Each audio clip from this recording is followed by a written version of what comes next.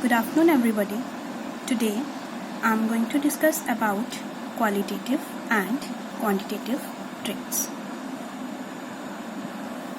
So, before going into detail, we must know that what is a trait. In genetics, a trait or character is a feature of an organism. मतलब कि जो trait है वो किसी organism के character को define करता है. मतलब सबसे पहले एक ऑर्गेनिज्म को जब हम देखते हैं तो हम उसका बाहर वाला जो फिनोटाइप है हम उसको नोटिस करते हैं. फॉर एग्जांपल, उसकी ऑर्गेनिज्म की ये हाइट कैसी है. अगर हम ह्यूमन बींग्स की बात करें तो ह्यूमन बींग्स में हम सबसे पहले ये नोटिस करेंगे कि उसकी हाइट कैसी है, वेदर ही इज़ टॉल और ड्वार्फ. फिर उसकी स्किन का कलर कैसा है, उसकी आई का कलर कैसा है. सो वो करेक्टरिस्टिक जो सबसे पहले हम एक ऑर्गेनिज्म में देखते हैं, that is known as a trait. और ये जो ट्रेट है, ये जो करेक्टर है, इसको ये इनहेरिटेड है. मतलब ये हमें हमारे पेरेंट्स से ही मिलता है. इन केस सपोज अगर पेरेंट्स की हाइट नॉर्मल है तो आगे जो प्रोजेनी आएगी, आगे जो जनरेशन आएगी, उसकी भी जो हाइट है वो नॉर्मल रहेगी.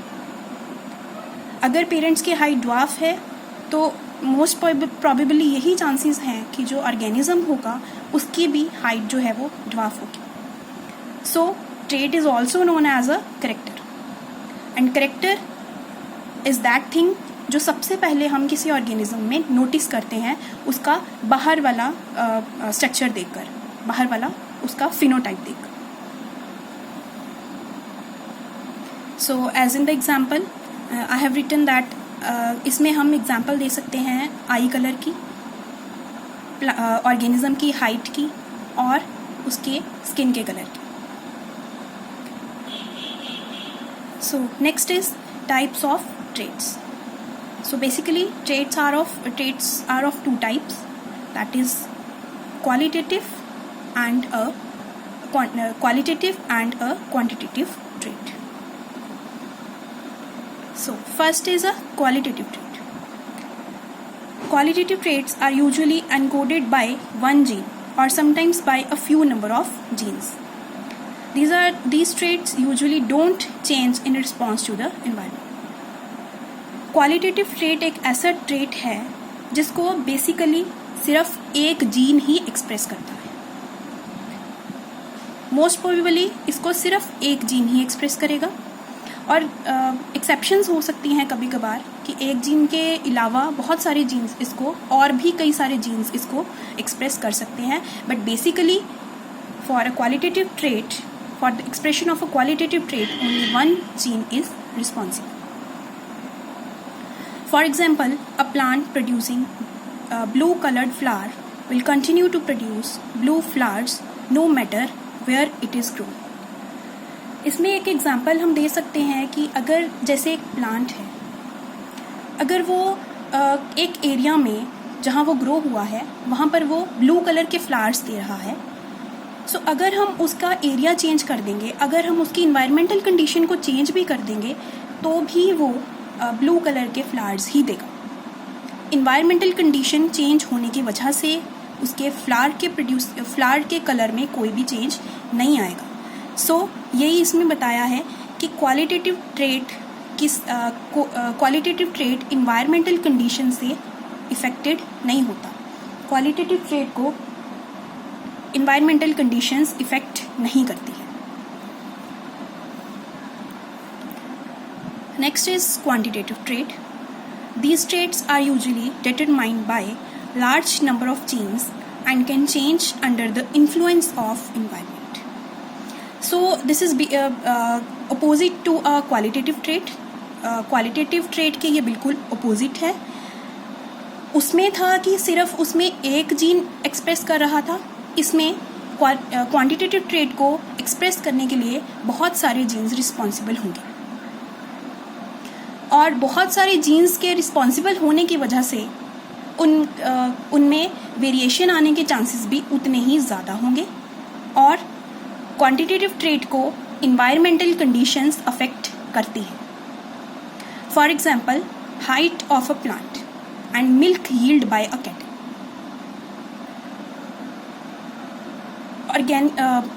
इन्वायरमेंटल कंडीशन चेंज होने की वजह से प्लांट की हाइट में चेंज आ सकता है. या तो उसकी हाइट जो है वो टॉल हो जाएगी या फिर उसकी हाइट जो है वो ड्वार्फ रहेगी. और एक और एग्जांपल है जैसे कि milk yield by cattle. Cattle की जो मिल्क की प्रोडक्शन है वो भी इंक्रीज हो सकती है या फिर डिक्रीज हो सकती है by change in the environmental conditions. अगर कैटल की इन्वायरमेंटल कंडीशन को चेंज कर दिया जाए, फॉर एग्जांपल उसको किसी एक एरिया से दूसरे एरिया में शिफ्ट कर रहे हैं, तो हो सकता है कि उसकी मिल्क की क्वांटिटी में चेंज आएगा. या तो उसकी मिल्क की क्वांटिटी इंक्रीज हो सकती है या फिर डिक्रीज हो जाएगी. So next is the difference. As I have already told कि क्वालिटेटिव ट्रेट जो है उसमें हम लोग स्ट्रक्चर की और कलर की बात करते हैं.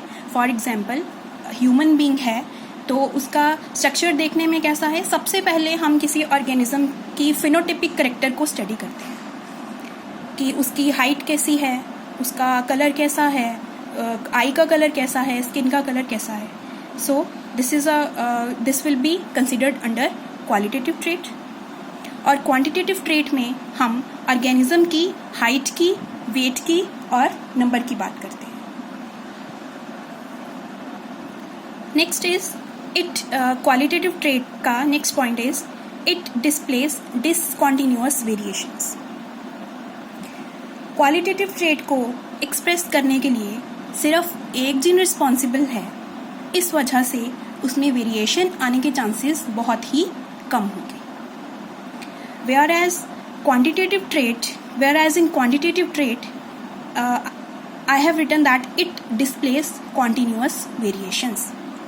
क्वालिटेटिव ट्रेट को एक्सप्रेस करने के लिए बहुत सारे जीन्स रिस्पॉन्सिबल हैं, जिस वजह से उसमें वेरिएशन आने के चांसेस भी बहुत ही ज़्यादा हैं as comparative to qualitative trait.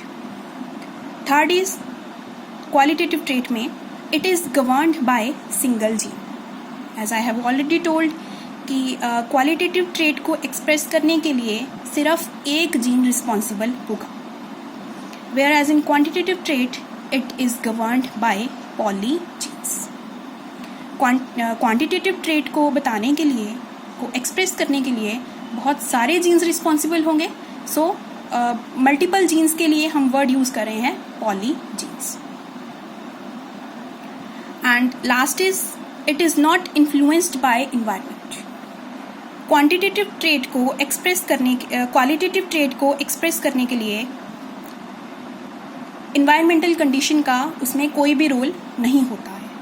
Means qualitative trait will not be influenced by any environmental condition, whereas quantitative trait will be influenced by environmental condition.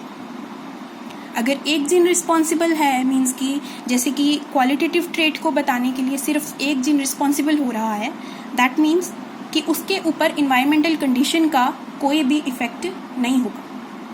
और क्वांटिटेटिव ट्रेट को बताने के लिए बहुत सारे जीन्स रिस्पॉन्सिबल हैं, सो उनके ऊपर उतना ही ज़्यादा इन्वायरमेंटल कंडीशन का इफेक्ट होगा. और क्वालिटेटिव ट्रेट में जैसे मैंने एग्जांपल दी थी कि एक फ्लावर है, अगर वो उसका प्लांट है, अगर हम उसके एरिया को चेंज भी कर देंगे तो उसमें उसके फ्लावर के कलर में कोई भी चेंज नहीं आएगा.